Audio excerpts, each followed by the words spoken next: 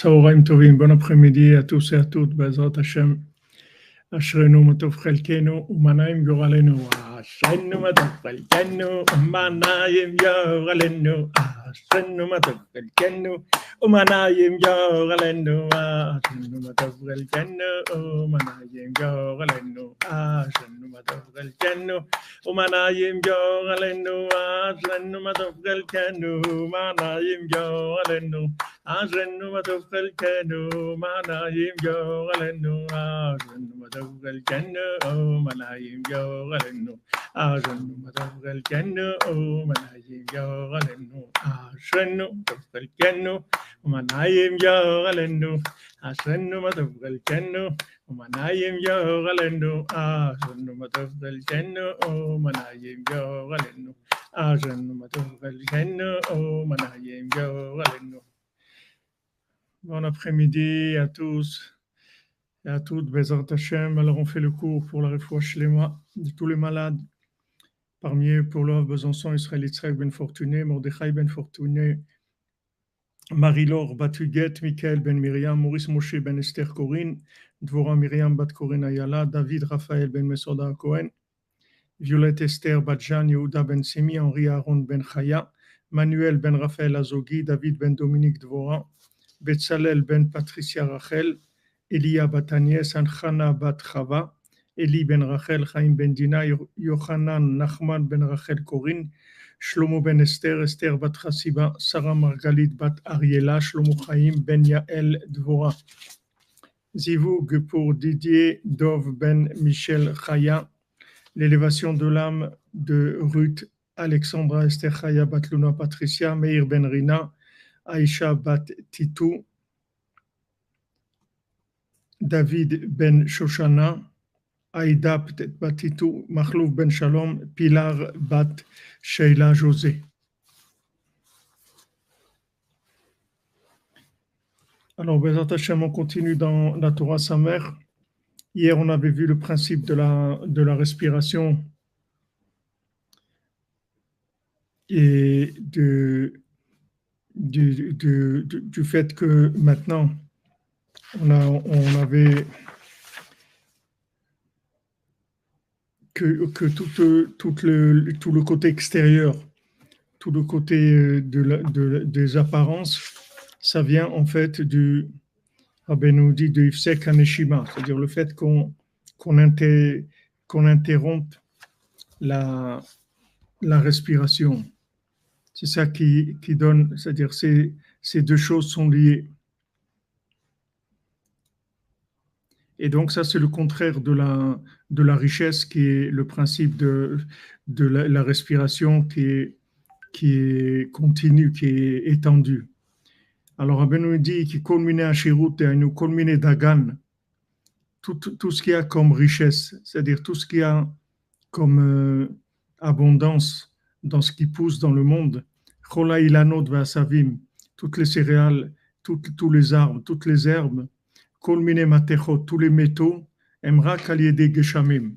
C'est uniquement grâce à la pluie. Vechen kol haotzarot em aliede geshamim.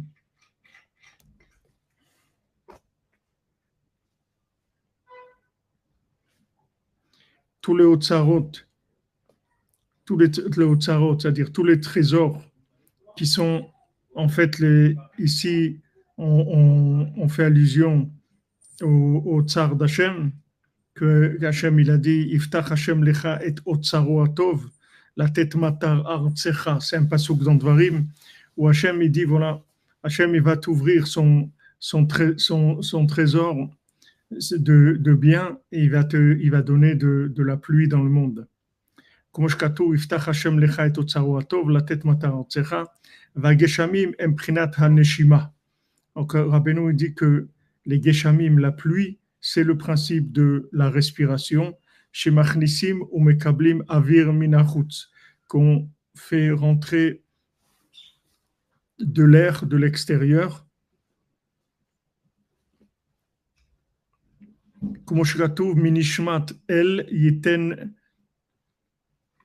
Karach verochav maim bemutzak, comme c'est écrit de de Nishmat El, c'est-à-dire de la Neshama, c'est-à-dire ici Nishmat, c'est-à-dire ici c'est de Neshima. Alors Hachem il donnera la glace et l'abondance de l'eau. Zeprinat Hon Ashir Kiryat Ozo, comme tu écrit que la richesse d'un riche, c'est ce qui lui donne sa sécurité. Aïnou Sha'ashirut ou Alidé Prinat Haneshima.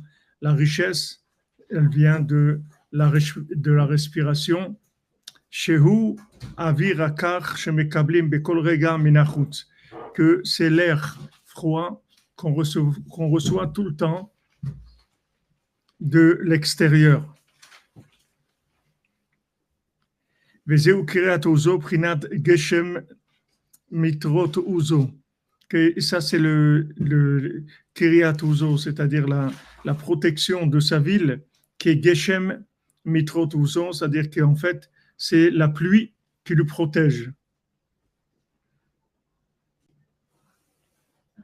Chazak, James Komoun, que vous avez pris sur vous de mettre les tefilines tous les jours. Chazak, Chazak. Chazak, que cette mitzvah-là vous amène le zivouk, Bezat Hashem et toutes les yeshuot.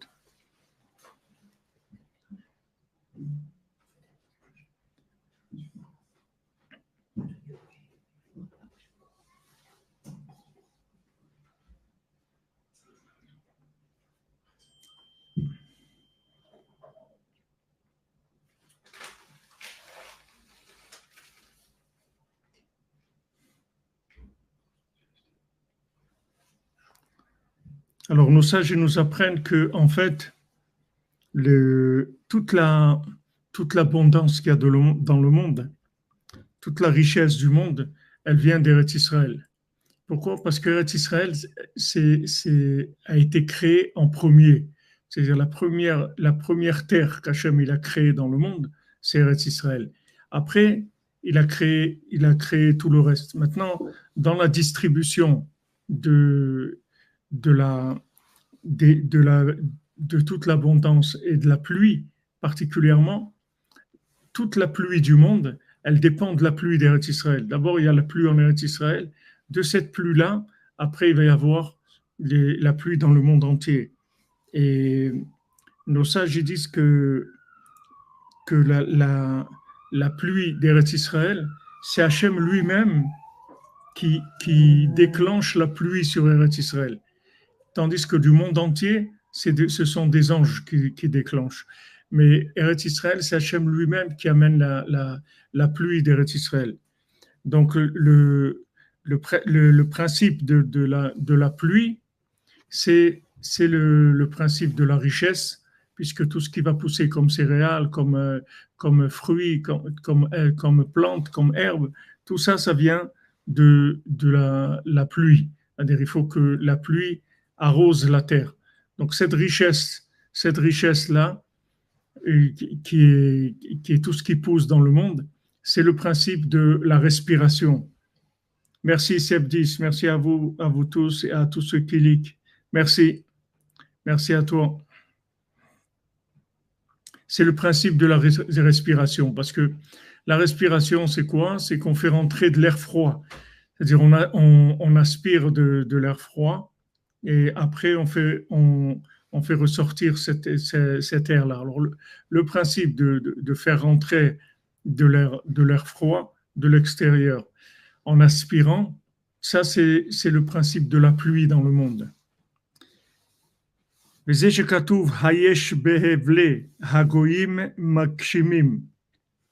Est-ce que maintenant il y a parmi les hevlé agoïm, parmi les hevlé, c'est-à-dire le hevel, la buée des goïm, de ceux qui font avodah zara, c'est précisé ici quand il parle des goïm, ça veut dire que les gens qui font de l'idolâtrie, makshimim, c'est-à-dire des eaux de pluie, qui bevle agoïm chez imprinat efsek aneshima, parce que les vle agoïm, c'est-à-dire ceux qui font avodah zara, ceux qui font de l'idolâtrie, que ça vient du efsek aneshima, c'est-à-dire ça vient de l'interruption de la respiration, Primat Hevel Ayofi.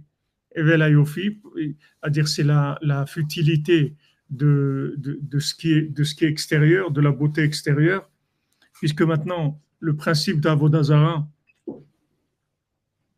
le principe de Avodazara, de l'idolâtrie, c'est en fait de rechercher l'apparence. C'est de rechercher l'apparence. C'est-à-dire, c'est des gens qui ont besoin de voir quelque chose d'apparent. Ils ne peuvent pas avoir une émouna directement dans Hachem. Ils ont besoin d'avoir une apparence, et cette apparence-là, ça les sécurise. C'est-à-dire, quand tu vois une apparence, ça les tranquillise. Hevel Ayofi. Donc ça s'appelle Hevel Ayofi, c'est-à-dire le fait qu'ils sont attachés à l'apparence. En Sham Prinat Geshamim. Là-bas, il n'y a pas de pluie qui Geshamim, Imra Kalede Aneshima. Parce que les Geshamim, la pluie, ça vient de la respiration. Zeprinat Hon Mehevel Imat. Alede Hevel Nitmaet Hon. C'est écrit Hon Mehevel Nimaat, que la richesse se diminue par le Hevel, par le Hevel Ayofi, c'est-à-dire par les futilités, c'est-à-dire le côté extérieur des choses. Hon Mehevel Imat, c'est-à-dire que maintenant la richesse se diminue parce qu'il y a une recherche extérieure des choses. Al yedei Hevel nitmaet ahon, vezeprinat vekar ruach ish tevuna.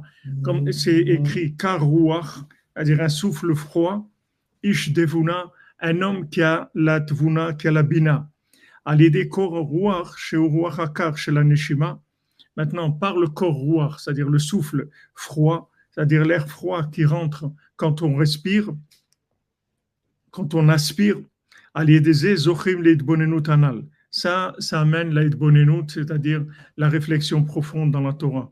Sheba l'idée Asherut qui vient de la richesse, Vezeprinat Nishmat Shaddai Tevinem. Nishmat Shaddai, ici Nishmat, c'est la shon Neshima et Neshama aussi, mais Neshima, comme il a écrit son livre, le Rav Besançon, Neshima. C'est-à-dire que maintenant, en fait, l'âme, elle dépend de la respiration. Quand on dit Kol ha-neshama te'alel ke'a, toute l'âme va te louer. Alors, nos sages disent Al kol neshima ou neshima. Sur chaque respiration, tu dois louer Hachem.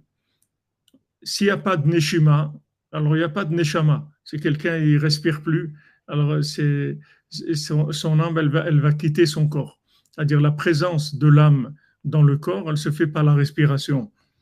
Donc, quand maintenant il y a respiration, ça veut dire que grâce à cette respiration, il y a l'abondance, il y a la richesse, et cette richesse-là, elle donne l'approfondissement de la Torah, de la Bina dans la Torah.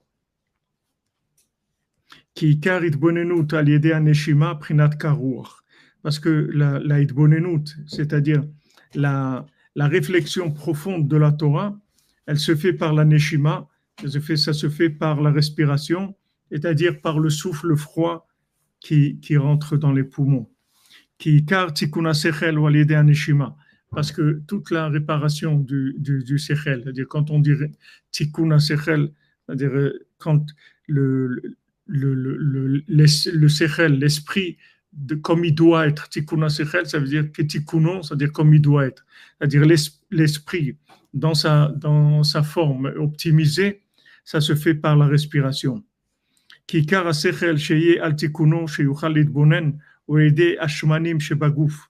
Alors Rabbeinu rentre plus précisément encore dans des notions très concrètes, très profondes, mais aussi très concrètes dans le fonctionnement physique aussi. Parce que maintenant tout le sechel, tout l'esprit qui soit de sa façon optimisée, qui puisse réfléchir, qui puisse approfondir, c'est grâce aux huiles, aux graisses qu'il y a dans le corps, qui a sechel ou kmoner adolek, parce que le sechel c'est comme une bougie qui est allumée, une veilleuse qui est allumée, Ki hu doek al yedei hashmanim shenimshachim elav. Parce que comment le sechel, il brûle, c'est-à-dire il éclaire grâce aux huiles et aux graisses qui arrivent à l'esprit. C'est-à-dire l'esprit, il fonctionne avec les huiles et les graisses qu'il y a dans le corps. Vehen kmo shemen shemishach el ptilat adoleket. Et c'est les graisses et les huiles qu'il y a dans le corps, c'est comme l'huile qui vient vers la mèche. La mèche, c'est le sechel. Keshen shmanim bagouf. Alors si maintenant il n'y a pas de graisse et d'huile dans le corps, alors à ce moment-là, l'esprit, il ne peut pas s'allumer, c'est-à-dire éclairer dans la réflexion, dans l'approfondissement de la Torah. Et c'est ça qui fait qu'il y a des gens qui sont fous. Par le fait que maintenant se dessèchent les liquides qu'il y a dans le corps, c'est-à-dire le dessèchement des liquides qu'il y a dans le corps et particulièrement les graisses et les huiles. Ici, Rabbeinu dit lachut agouf, lachut ça veut dire humidité, ça veut dire liquide. Mais avant, il a parlé de graisse et d'huile. C'est ça qui rend les gens fous. Parce que si maintenant, il y a la mèche qui est l'esprit, elle est plus alimentée, elle peut plus brûler parce qu'il n'y a pas d'huile. Alors le moire, le cerveau, il s'abîme. Parce qu'il n'a pas d'huile pour s'allumer. Et maintenant, toute l'eau et toutes les huiles qu'il y a dans le corps, elles proviennent de la respiration.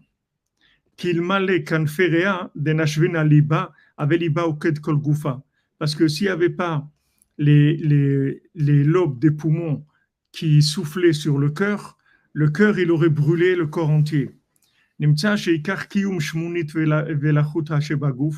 Donc on voit comment se maintiennent les huiles et les liquides qu'il y a dans le corps, c'est-à-dire la respiration, en fait, ça fait l'effet de refroidissement qui maintient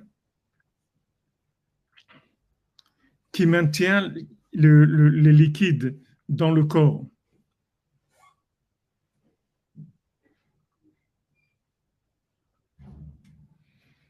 Comment on fait pour éviter cela, Madame Elbaz? On va voir tout ce qu'on a d'étudier, c'est pour arriver à ça. On va voir après les conseils pratiques par rapport au fonctionnement. Pour l'instant, on regarde la structure de la Torah et après, il va sortir les comportements à avoir.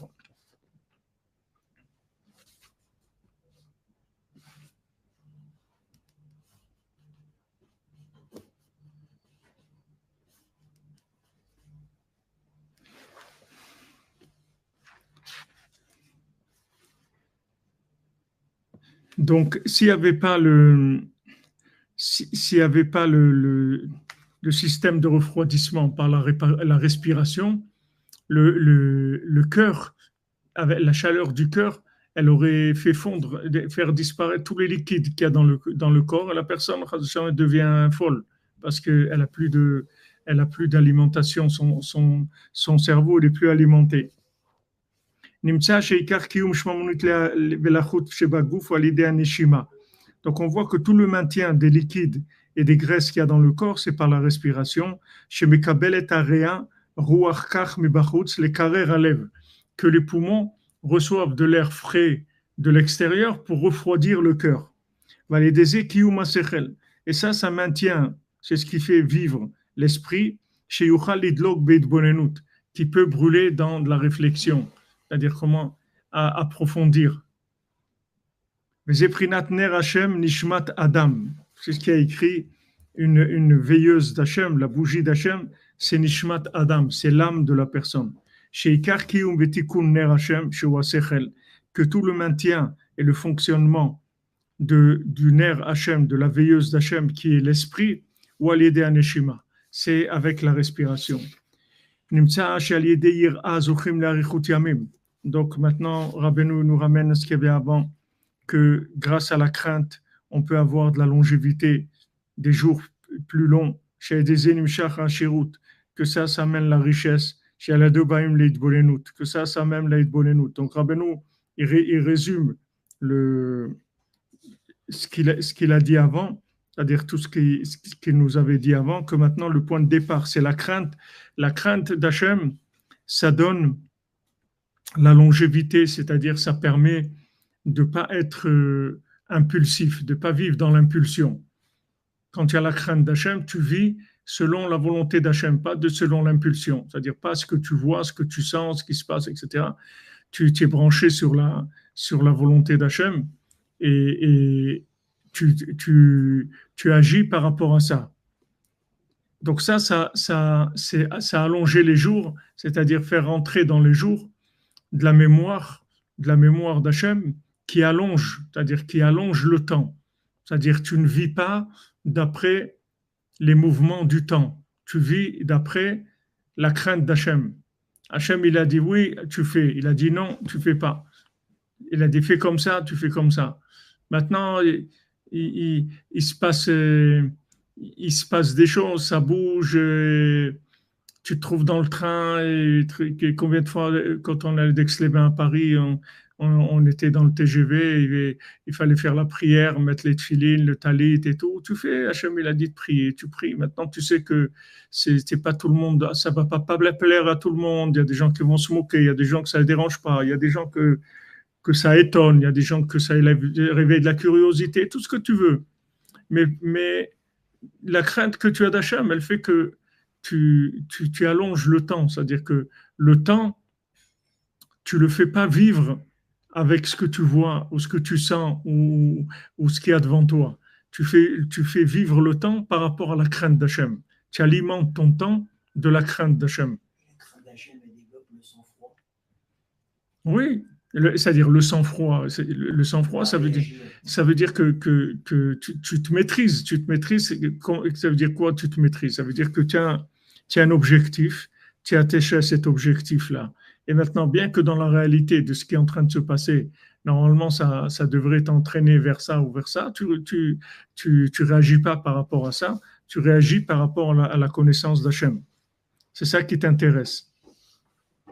Merci Agnès Cherbonnel, Néder de Dakar, que Hachem nous aide à nous délivrer de la colère cachée dans nos cœurs pour nourrir le souffle de vie par le mérite de Rabbeinu. Amen, amen.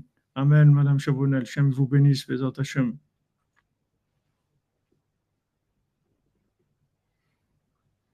Huile de noix, olive, noisettes sont régulièrement consommées par mon cerveau. Bon, Hachem, il est bien huilé.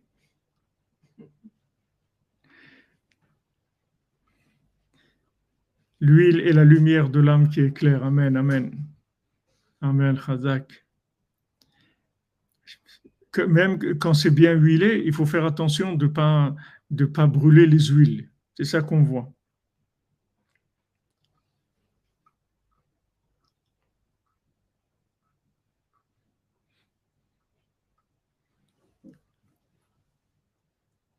Rabbeinu, c'est pas un marchand de graisse, pas d'huile. Lionel, Benjamin,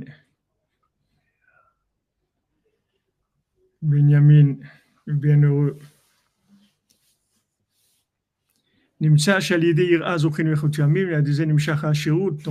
Donc, quand maintenant on arrive à rester connecté avec la volonté d'Hachem par la crainte, et donc on dépasse l'émotionnel du moment, alors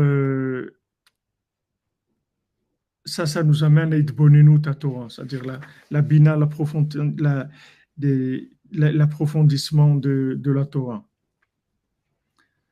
Alors, on a vu jusqu'à maintenant, on a vu que pour arriver à une réflexion profonde dans la Torah, il faut avoir une grande richesse. Maintenant, pour avoir une grande richesse, c'est de remplir les jours de longévité, c'est-à-dire de rentrer en fait de l'infini dans les jours. Merci Michael, enfermé dans le sac de Rabbeinu. Shalom Rav, bonjour à tous les coordonnées. Shalom à toi mon ami, bonne journée. Maintenant, comment on arrive à la richesse? Il faut rentrer de l'infini dans le temps. D'accord? Il faut rentrer de l'infini dans le temps. Le temps, c'est fini. Il faut rentrer de l'infini dans le temps. Pour que le temps il soit plus long. Il faut élargir le temps. Donc, que maintenant, Esav, il te dit time is money. C'est-à-dire, lui, il fait le contraire. C'est-à-dire que maintenant, il rentre dans le temps et il fait de la productivité pour exploiter le temps et en faire de l'argent. C'est-à-dire, si tu vas à la banque, le temps, il coûte de l'argent. C'est-à-dire, si tu prends un crédit pour un an, alors ça va te coûter 8%, 7%, 10%. Et pourtant, elle ne t'a rien donné, la banque. Qu'est-ce que tu as vendu? Tu as vendu du temps, c'est tout. Tu as gardé cet argent-là chez toi. Tu l'as utilisé ou tu ne l'as pas utilisé, c'est pas important. Mais il est chez toi, la banque t'a donné, il faut que tu payes. Il faut que tu payes parce que time is money. C'est-à-dire le temps, c'est de l'argent. Mais ça, et ça, il fonctionne comme ça. Mais nous, on ne fonctionne pas comme ça. Nous, on fonctionne que maintenant, justement, la richesse, elle vient du fait que tu ne te soumets pas au temps. Tu soumets le temps à la volonté d'Hachem. Tu soumets le temps à la volonté d'Hachem. C'est-à-dire maintenant, par exemple, il y a quelqu'un qui téléphone, etc. C'est le moment de Mincha. Tu ne réponds pas au téléphone. Tu vas faire Mincha. Là, tu as pris le temps, tu l'as soumis. Il y a un événement maintenant. Tu soumis l'événementiel à l'infini. Ça mène la richesse. C'est le contraire de Esav. C'est-à-dire, Esav, c'est la pauvreté. C'est la méthode pour devenir pauvre. C'est pas de la richesse, c'est de la paille, c'est pas de la richesse. Il n'y a rien dans Esav. Il n'a pas de richesse du tout. Tu crois qu'il est riche, tu vois, il n'est pas riche, c'est tout de la paille. Il n'y a rien dedans. C'est pas vivant. C'est pas vivant. C'est que de l'apparence. C'est comme du cinéma, comme si tu vois un film. Il se passe beaucoup de choses et tout, mais c'est tout faux. Il y a rien de vrai. Donc Esav, lui, dit time is money. C'est-à-dire exploitons le temps au maximum pour le transformer en rentabilité, en argent. Et nous, on dit non, soumettons le temps à Hachem, et ça va nous donner de la richesse. Et cette richesse, elle va pouvoir nous alimenter l'esprit pour pouvoir approfondir.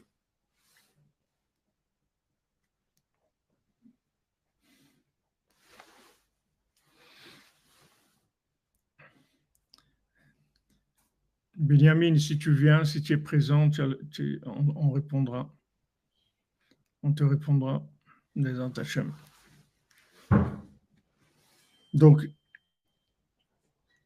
Rabbeinu, il dit clairement que la méthode pour avoir une grande richesse, c'est de remplir les jours de longévité. C'est-à-dire, le jour, tu l'allonges, tu rentres. Comment tu l'allonges le jour? C'est quand tu soumets le temps à l'infini. Il y a une volonté infinie, ça c'est prioritaire. Donc on prend le temps, on le plie, on l'oblige à servir Hachem. On dit voilà. C'est vrai que maintenant, si j'ouvre le magasin Shabbat, sûrement que je vais avoir des clients et tout. Ben non, j'ouvre pas Shabbat, je ferme le magasin. Je soumets ça à Hachem. Je ferme le magasin Shabbat, c'est tout. Je gagne pas Shabbat, je gagne pas d'argent. Et ça, c'est la bracha, c'est ça qui amène la bénédiction. On voit que Shabbat, c'est le makor à bracha, c'est ça qui amène toute la bénédiction de la semaine. Et qu'est-ce que tu fais Shabbat? Tu fais rien. Shabbat, c'est la soumission de l'activité du temps. Tu l'as soumis complètement à Hachem. Tu dis le temps du Shabbat, il est pour Hachem, c'est tout. C'est un jour pour Hachem. Ce temps-là, je le donne pour Hachem. Donc, tu annules complètement les 39 travaux, l'exploitation du temps pour de la productivité ou faire quelque chose qui va rapporter quelque chose avec le temps. Tu soumets le temps à Hachem. Quand tu soumets le temps à Hachem, c'est ça qui amène la bénédiction dans la semaine. Après, tout ce que tu fais dans la semaine, ça reçoit une bénédiction du fait que tu as soumis le temps à Hachem. Tu dis, c'est un jour, voilà, Shvita. Shabbat, c'est Shovet, ça veut dire la grève. On fait grève, on s'arrête. C'est le fait que tu t'arrêtes qui crée la bénédiction. C'est pas ce que tu vas faire dans la semaine. Ce que tu vas faire de la semaine, ça va être influencé par l'arrêt. C'est-à-dire que nous, on croit que plus tu fais et plus tu vas avoir. C'est le contraire. Plus tu t'arrêtes, plus tu vas avoir. Plus tu t'arrêtes, c'est-à-dire plus tu inclus le temps pour Hachem. Tu dis ça, c'est pour Hachem. Là, c'est pour Hachem. Maintenant, je dois étudier, j'ai une chavruta, un truc, je dois étudier de telle heure à telle heure. Ok, j'ai des choses à faire, hein, je les soumets à Hachem. Je soumets ces choses-là à Hachem. C'est-à-dire que maintenant, il y a un rendez-vous, tout, je décale. Je décale le rendez-vous.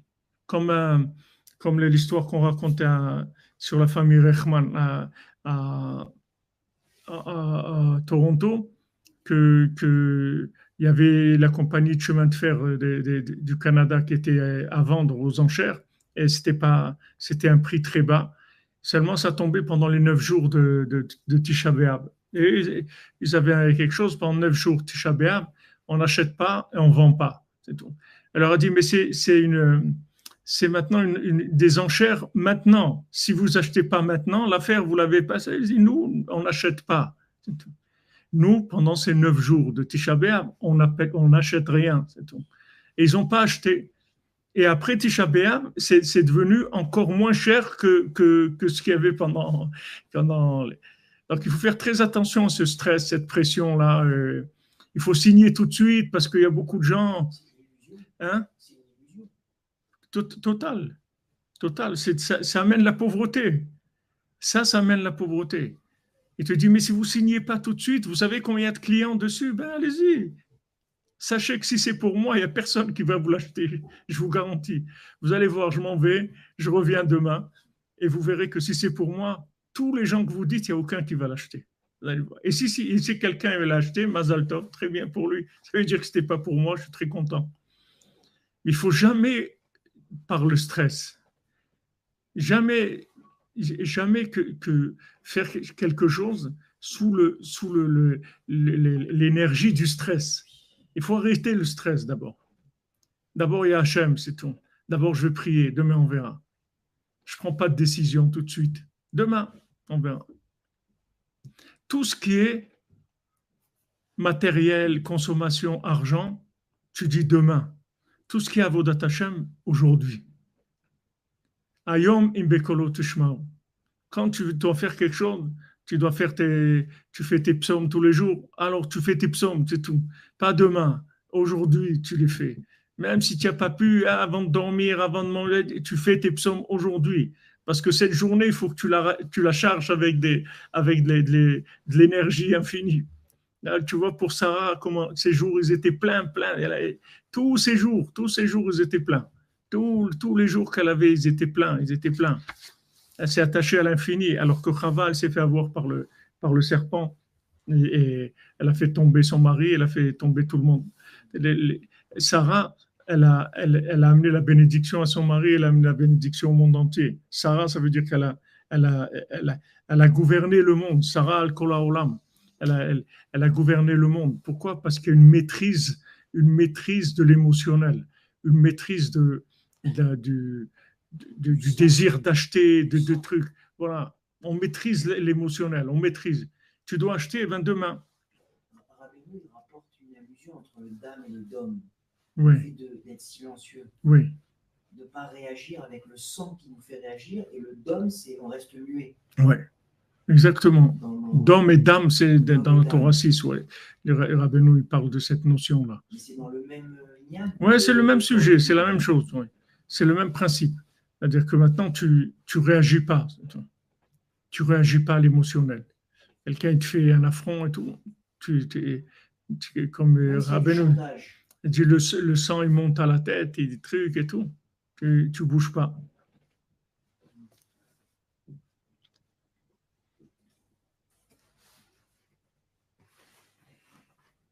toujours quand il y a de la pression pour acheter quelque chose, il faut toujours se méfier. Il ne faut pas agir même si tu vas acheter, mais il faut que tu achètes Beishuvadat, calme.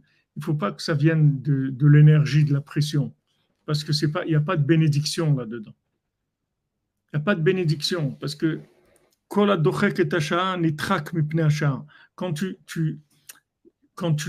tu veux accélérer le temps pour consommer plus, augmenter la consommation, ça fait que le temps, il te rejette. Le temps lui-même, il se retourne contre toi. C'est-à-dire que ça devient un ennemi, le temps. Alors que si tu le maîtrises, parce que tu as la crainte d'Hachem, c'est-à-dire que tu es soumis à Hachem, tu dis d'abord, je dois faire ce que Hachem m'a dit de faire. Après, on verra. D'abord, je fais ce que j'ai à faire. Et après, on voit. Mais ça, c'est prioritaire. Et à ce moment-là, tu attires la richesse. הדרך להשיג עושר גדול זה למלא את הימים באיכות ימים. זאת על ידי הרחבת כל יום חדש בתוספת קדושה. Donc chaque jour qui vient, je fais rentrer de la sainteté dans ce jour. המפתח להגדלת מידת הקדושה בכל יום הוא יראת השם. Maintenant, comment on fait rentrer la grandeur d'Hachem dans chaque jour? C'est par la crainte. Hamagina ala adam mipne hefkerut musarit ou pne aniut. C'est-à-dire que ça protège l'homme de la hefkerut musarit, c'est-à-dire comment on dit, hefkerut musarit, ça veut dire de la... Quelqu'un, il fait ce qu'il veut, c'est tout ce qu'il a envie. C'est-à-dire, il n'y a pas de morale, il n'y a rien. C'est-à-dire, qu'est-ce que c'est la moralité? La moralité, c'est ça. Quelqu'un qui a une moralité, il est tenu par quelque chose. Un principe, c'est une moralité. Il dit ça, on ne fait pas. Oui, comme les mercenaires sans foi ni loi. Ils font les cow-boys. Ouais. C'est-à-dire, ils font ce qu'ils veulent. Ce qu'ils veulent, c'est les gens qui il n'y a aucune valeur. C'est-à-dire, il n'y a rien qui les tient. Ils n'ont pas de principe qui les tient. Ils agissent selon ce qui se présente. Le carpe diem. Comment ça s'appelle? Le carpe diem. On fait ce qu'on veut. Carpe diem, on vit. Carpe diem. Carpe diem. C'est de l'hébreu ou du français? Non, c'est du latin. Ah, c'est du latin. C'est-à-dire, on kiffe l'instant. Voilà. On kiffe l'instant, on fait ce qu'on veut. Nous, on aime l'instant présent. Ah. Nous aussi. Ouais, c'est l'épicurisme aussi. C'est voilà, liberté des mœurs. Épicurien, voilà, Chaza, vous l'avez dit. Voilà ce que bon lui semble, c'est tout.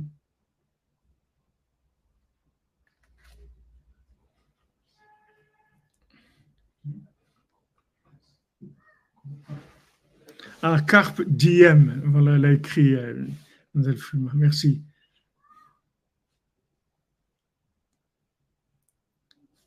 Vivre l'instant présent. Nihiliste. Eh bon, Hachem, ici, on a des gens qui sont instruits. Hein. Ah, Hachem.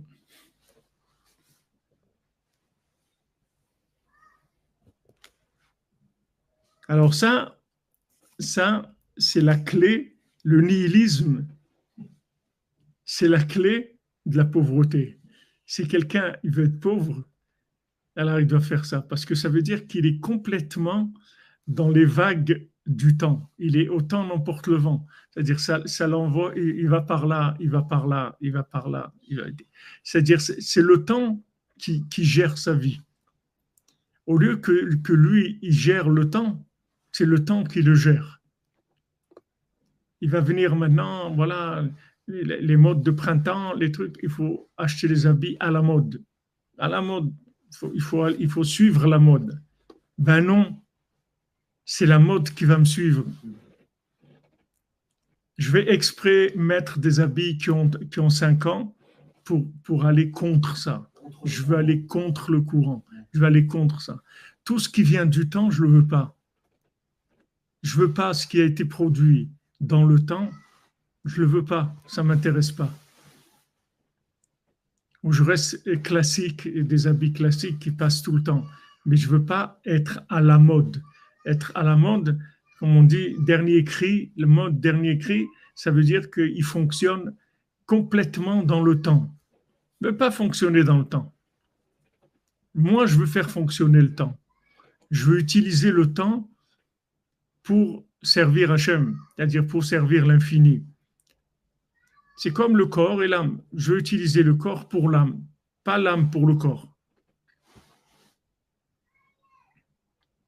Oui, oui. Oui, David Frashbourg, bien sûr, c'est le contraire. C'est ce contraire de ce qu'on nous propose. Carpe, ça veut dire cueillir, diem, c'est jour. Cueillir le jour.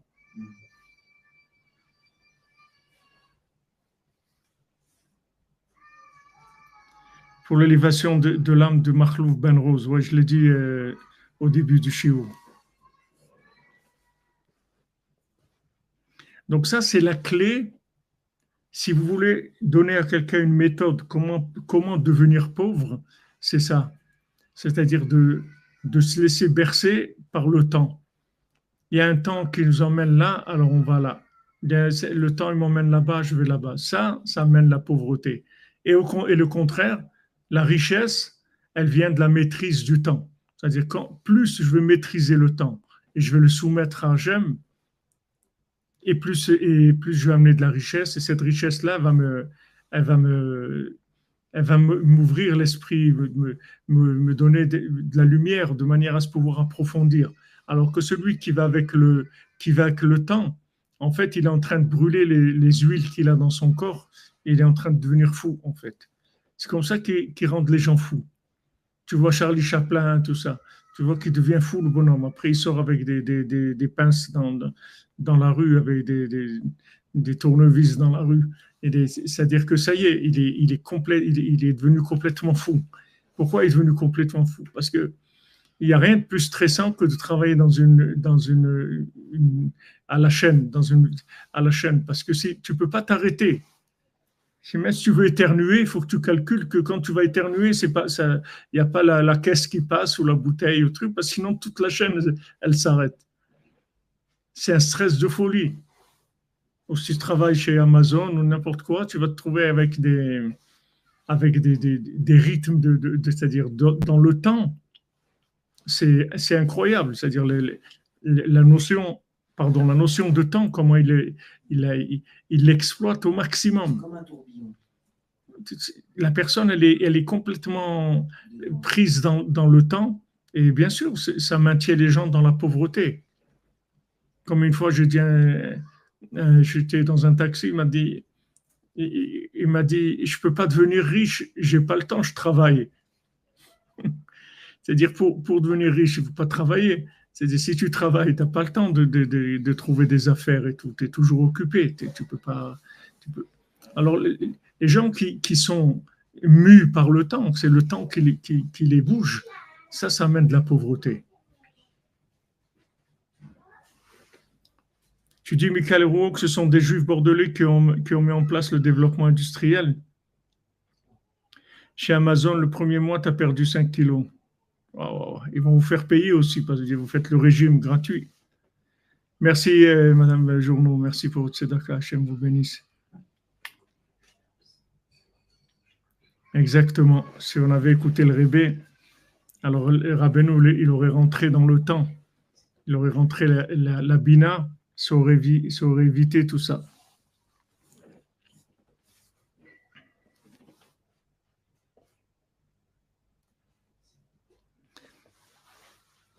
ושלמות היראה היא בחינת 3 קווים, בחינת מורה שמיים, מורה רבח ומורה אב ואם. Maintenant, la crainte parfaite, elle a 3 axes.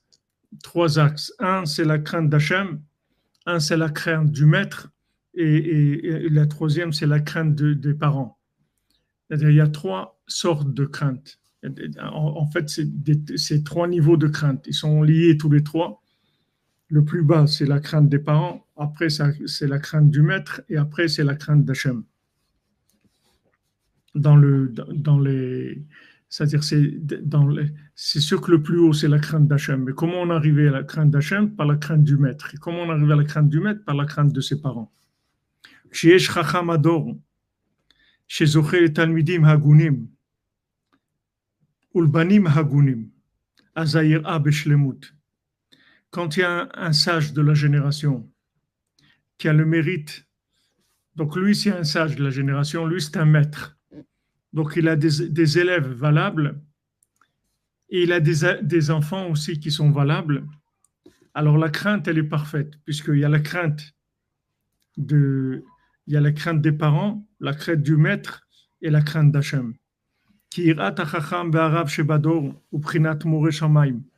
Parce qu'en fait, la crainte du maître de la génération, c'est la crainte d'Hachem.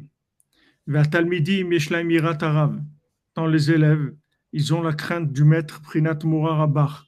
Ils ont la crainte comme c'est écrit Mora Rabar, la crainte de ton maître. Les enfants, ils ont la crainte des parents. Que par ces trois craintes, la crainte, elle est parfaite. Vous voyez ce qu'on a aujourd'hui. Les gens, ils frappent les professeurs, il n'y a pas de respect des parents, il n'y a pas toutes ces valeurs-là, elles ont été intentionnellement bafouées, mais le seul but qu'il y a là-dedans, c'est pas soi-disant il faut être libre, il faut pas craindre ses parents et tout. Le but de tout ça, c'est d'enlever la crainte d'Hachem. C'est pas le problème, c'est pas les parents ou le maître d'école qu'on n'écoute pas. En fait, ce qu'on vise, c'est déconnecter les gens d'Hachem. Maintenant, tu lui as enlevé l'échelle, il peut plus monter. Tu comprends? Quand tu lui enlèves l'échelle, c'est pas pour l'échelle, c'est que tu veux pas qu'il monte, c'est tout. Alors, ils attaquent ces valeurs-là. Comme ça, ils disent voilà, mais si quoi, tu vas écouter tes parents et tout, tu vas craindre tes parents. Allez, il faut être, tu es libre, tu as des droits, tu fais ce que tu veux, tes parents ils peuvent pas t'empêcher de faire ce que tu veux, etc. Ils sortent toutes sortes de protection de l'enfant, le truc, le respect de l'enfant. Si l'enfant il a des tendances homo, il faut respecter ça parce que c'est tous ces inanimes là, tout ça, le but c'est uniquement d'enlever la crainte d'Hachem, c'est tout. C'est pas ça, c'est pas ces choses-là qui les intéressent. L'intérêt, c'est que les gens, ils aient pas la crainte d'Hachem.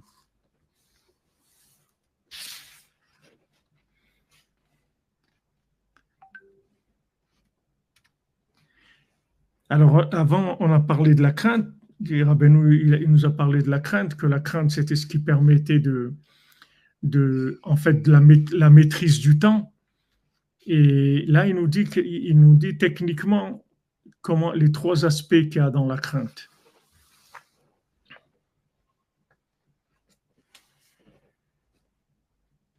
Au Prinat, Rabbeinu dit Prinat Yir'a shel kol echad me'ashalosh.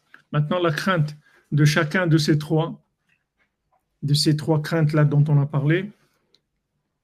Tsarir sheyeh kalul b'shalosh shalosh. Il faut qu'elle soit inclus des trois. C'est-à-dire que maintenant, il faut avoir Moura chez la Rav, il faut avoir la crainte du Rav, chez Moura Shamaim, qui est en fait la crainte du ciel. C'est-à-dire qu'il faut qu'il y ait les trois formes d'esprit. Vous allez voir comment maintenant, ces trois formes de crainte, en fait, elles donnent les trois formes d'esprit qui sont Chokhmah, Bina et Da'at. C'est-à-dire ces trois formes d'esprit, elles sont par rapport aux trois aspects de la crainte d'Hachem, la crainte du maître et la crainte des parents.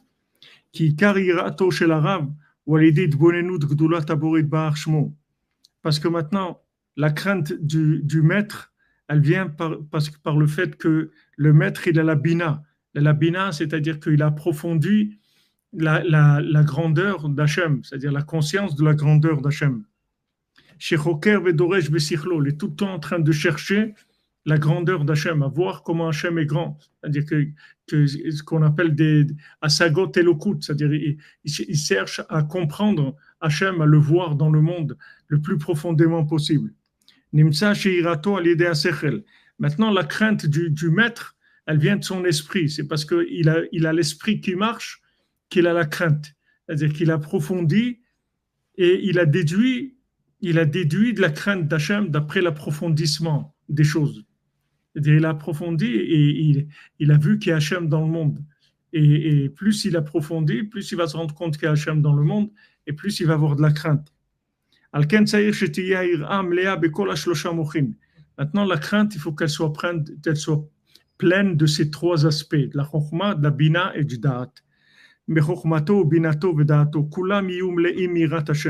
Il faut que tous ces trois aspects-là de la compréhension, qui sont la chokhma, qui est la sagesse, la bina, qui est la déduction, et le da'at, c'est la conscience, ces trois, il faut qu'ils soient pleins de crainte d'Hachem.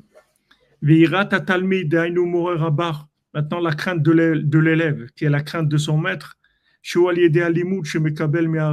c'est par l'étude qu'il reçoit du Rav. Il faut que cette crainte elle soit dans toutes les parties de l'étude. Qui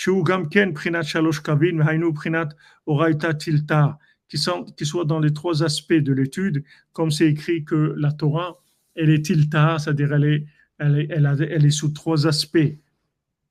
C'est ramené pour Shavuot que Torah tilta. C'est dans la Gemara Shabbat, ça.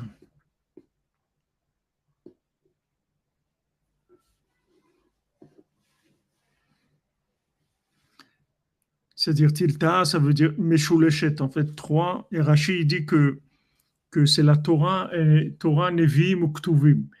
C'est la Torah écrite, les 5 livres de la Torah. Ensuite, tous les livres des prophètes et tous les Ktuvim, c'est-à-dire toutes les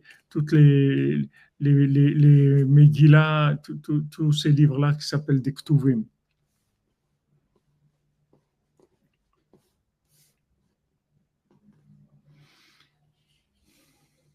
Il y a d'autres qui expliquent que les trois parties de la Torah, c'est la Torah écrite, la Torah orale et la Kabbalah. Il y en a qui expliquent aussi que c'est le Talmud, la Gemara, ou bien les halachot, les règles et les halachot, ou bien Agadot, c'est-à-dire ce qu'on raconte dans les histoires qu'il y a dans la Torah. Et d'après ces trois explications, il y a toujours trois. C'est le principe de trois. Veirat ben, alors ça on a vu la crainte du maître lui-même, c'est dans Chokhmah Bina Da'at, la crainte de l'élève, c'est d'après la Torah qu'il étudie dans les trois aspects de la Torah, et la crainte du fils, il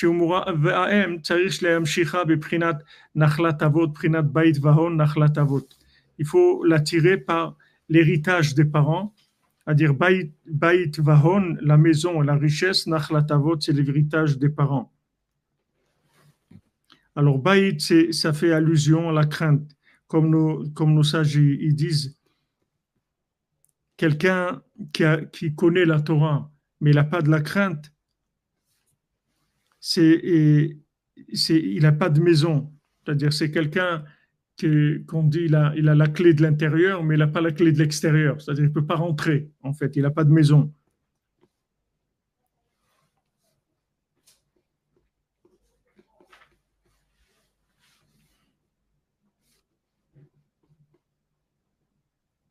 Alors, Rabbeinu, il dit, d'après ce qu'il dit ici, c'est que la crainte, c'est quelque chose qu'on hérite de ses parents, en fait.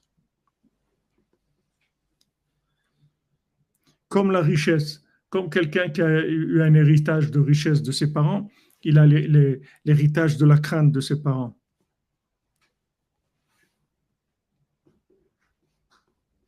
Et en fait, c'est lié à la longévité, au long jour. C'est-à-dire que l'héritage, ça veut dire c'est la prolongation de ce que les parents ils ont. C'est-à-dire quand les parents ils ont cette crainte, alors ils la transmettent à leurs enfants.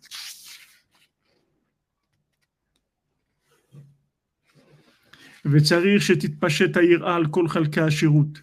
il faut que la crainte elle s'étale en fait sur toutes les parties de la richesse. Shem Nachlat Avot Kanal, qui est l'héritage des parents. Dehainu Prinat Shalosh Kavin, qui sont les trois axes. Prinat Leolam Yeshalesh Adam Maotav. Que ce que nos sages disent que quelqu'un, il doit toujours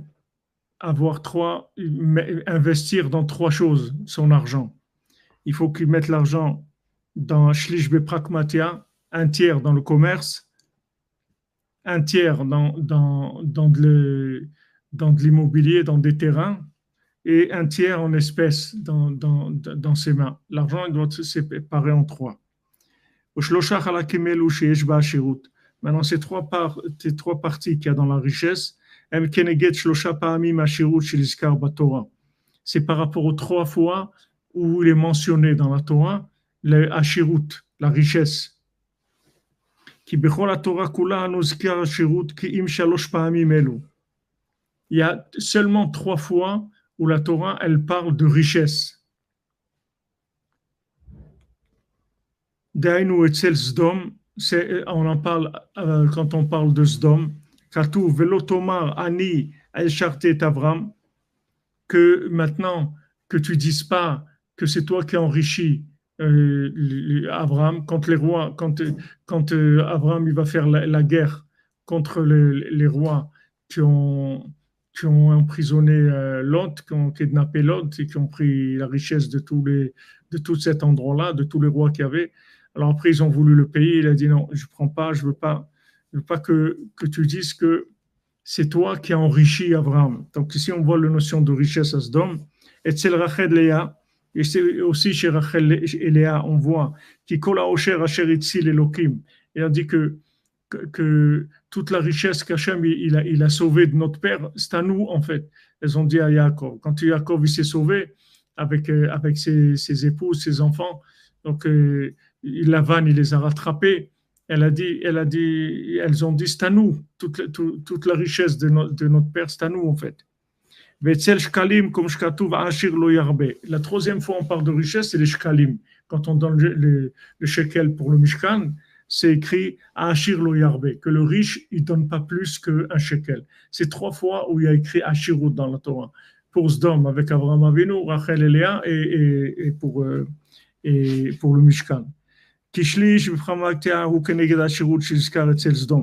Parce que le tiers qu'on met dans le commerce, c'est par rapport à la richesse de Sdom. Qui Besdom ktiv anishkachim mine ragel, qui aimera tout le vatel à masa ou matan.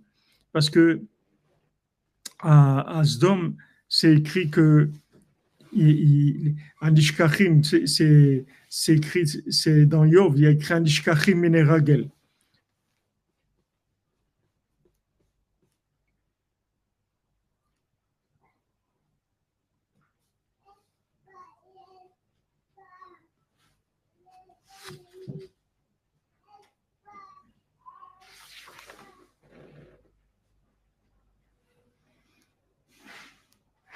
Alors, qu'est-ce que ça veut dire?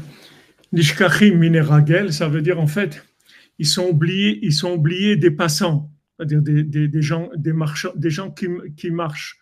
Quand on dit un marchand, c'est quelqu'un qui marche, ça vient des raglines, c'est-à-dire des pieds. Nishkachim mineragel, ça veut dire qu'à Sdom, en fait, les gens de Sdom, ils étaient très riches et ils voulaient qu'il n'y ait aucun étranger qui rentre dans la ville, parce que ils voulaient que l'argent qu'il y a dans Sdom, il tourne que dans Sdom, c'est tout. Donc ils étaient sûrs de rester riches tout le temps, parce qu'ils étaient toujours riches. Qu'est-ce qu'elle allait les appauvrir? Si quelqu'un il rentre et commence à faire du commerce, ça y est, il risque de perdre leur argent. Donc ils étaient enfermés et ils laissaient personne rentrer. Quand il y a quelqu'un on voit avec l'autre, il ne voulait pas, il dit qu'est-ce que tu viens faire ici? Qu'est-ce que tu veux ici? Il ne voulait pas laisser rentrer des gens, parce qu'il voulait garder leur richesse.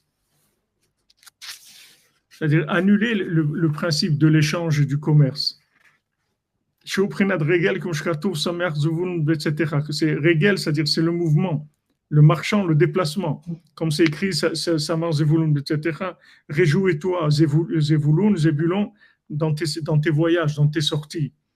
Donc c'est pour ça qu'il faut précisément faire du commerce. Commerce, c'est l'échange, c'est-à-dire on échange. Ça, c'est le premier. Maintenant, le tiers dans acheter de l'immobilier, acheter des terrains, c'est la richesse qui est mentionnée pour Rachel et Léa, qui bémet et karachéou turak bishvil itbonenut. Parce que la richesse, en fait, elle ne sert que pour la itbonenut, c'est-à-dire un homme, il a besoin de la richesse pour approfondir la Torah, c'est tout, pas pour consommer. Aval blos et ashirut urak bishvil nashim.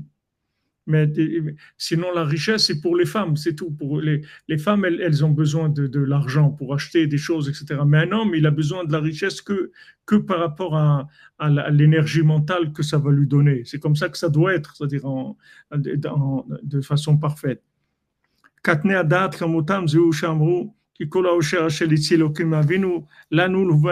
pour ça que Rachel et Léa dit en fait, toute la richesse qu'on a sauvée de notre père, c'est à nous, à nos enfants. Elles ont dit à Jacob, c'est à nous, c'est pas à toi, c'est à nous la richesse. C'est-à-dire que la richesse, c'est que pour les femmes. C'est-à-dire que toute la richesse, c'est pour les femmes. Et des gens aussi, Rabbeinu, il dit quand même que c'est des femmes aussi, des hommes qui ont un date, c'est-à-dire qui ont un mental qui est bas, c'est-à-dire une conscience d'Hachem qui est basse, alors aussi ils ont besoin ils ont besoin d'argent, parce que sinon ils n'ont pas de force. C'est-à-dire leur force, elle vient de l'argent parce qu'ils n'ont pas de conscience divine. Celui qui a la conscience divine, il approfondit la Torah, il a besoin d'argent pour réfléchir et déduire des choses. Mais celui qui n'a pas beaucoup de conscience divine, alors il est lui aussi comme une femme, c'est-à-dire qu'il a besoin aussi d'argent. Aval ata, ve'ata kol asher amar alecha Elokim ma'aseh. Mais toi, Yaakov, elles ont dit Rachel et Léa, Yaakov, toi, tout ce qu'il t'a dit Hachem, fais-le. Toi, tu as besoin de la richesse pour réfléchir sur la grandeur d'Hachem. Elles lui ont dit Rachel et Léa à Yaakov. Toi, cette richesse-là, tu en as besoin pour comprendre la grandeur d'Hachem.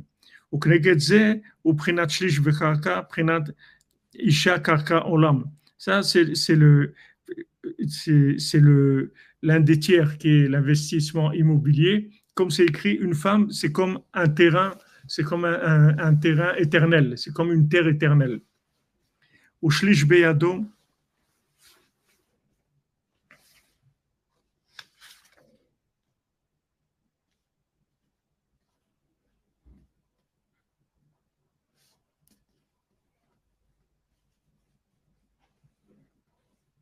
Donc l'immobilier fait référence à la femme dans le deuxième niveau de richesse. La richesse de l'immobilier, ouais. C'est l'histoire de Rachel et Léa par rapport aux Nashim, aux femmes. Oui.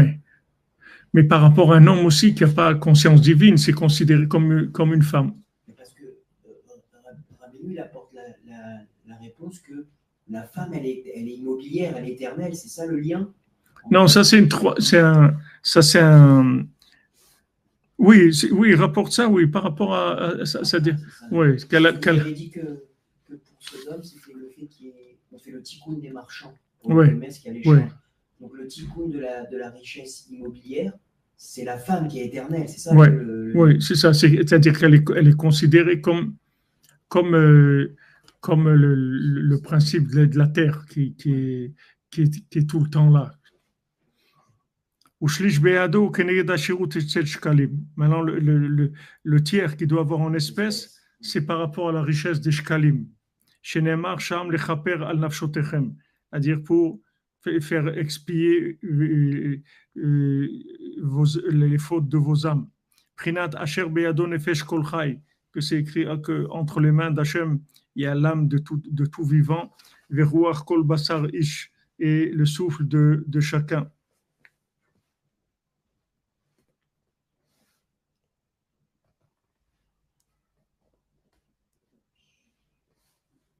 Donc, en fait, cet argent, c'est que l'espèce que l'homme il a, en fait, c'est comme un korban, c'est-à-dire il donne l'argent au temple pour le korban.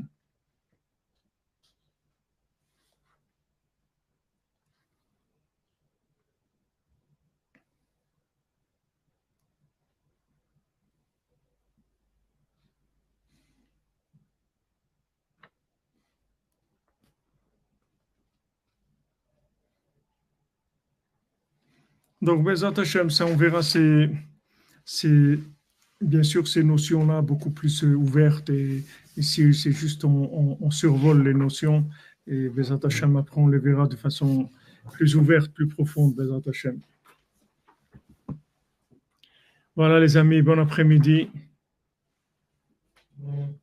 Merci à Amram Thibon pour la citation.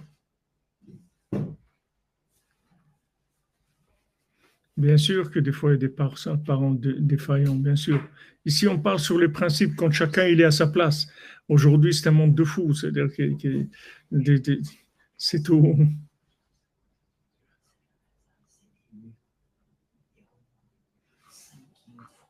Bonne journée, bonne continuation, les amis. On se retrouve à 4h, c'est pour un Masiot, Bezat Hashem.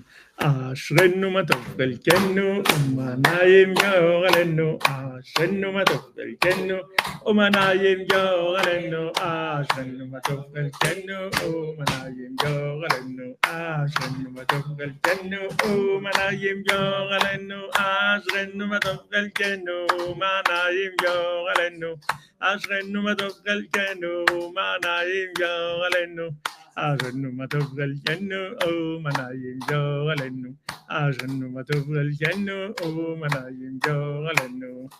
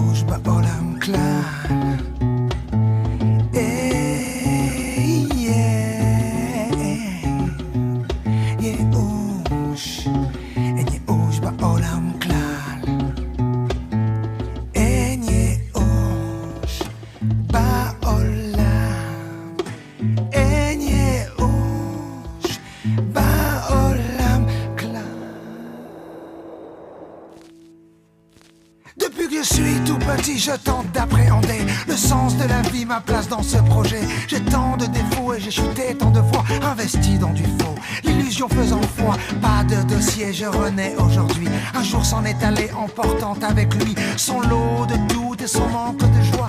Un temps de beau des doutes, je me connecte au roi.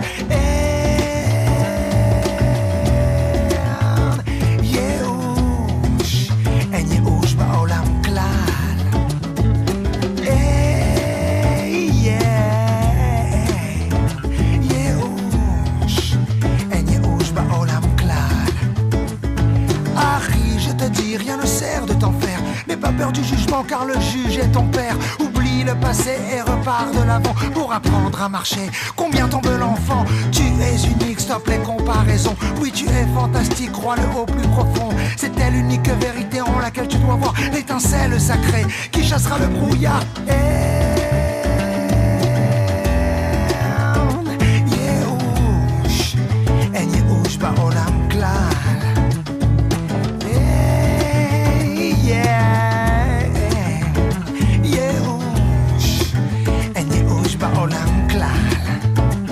La vie sourit à celui qui sait lui sourire. Apprendre à vivre comme si demain tu devais mourir. Avec la tête sous l'eau j'ai poursuivi le combat. Je n'avais pas le vent dans le dos mais j'avais le choix. Oublie le paradis et balaye l'enfer. Répète-toi jour et nuit un ibécédaire. Du lever au coucher, du soir au matin. La chute de tes comptée si tu te relèves sans fin.